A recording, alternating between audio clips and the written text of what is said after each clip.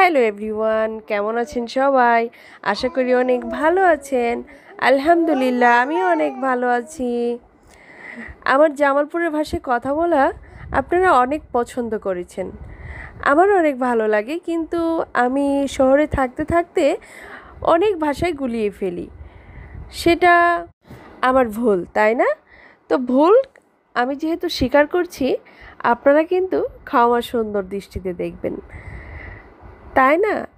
আমি মনে করি আপনারা আমাকে ভালোবাসেন। আঞ্চলিকতা কোনো বাধ্যকতা নয়, কিন্তু আঞ্চলিকতা কোনো বাধা হতে পারে না।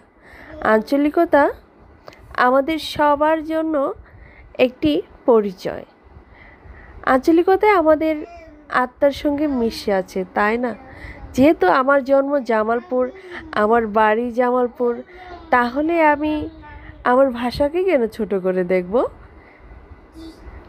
যেখানে যে ভাষা বলতে হয় সে ভাষায় কথা বলাই তো উচিত, তাই না? ফর্মাল ইনফর্মাল বলে তো একটা কথা আছে।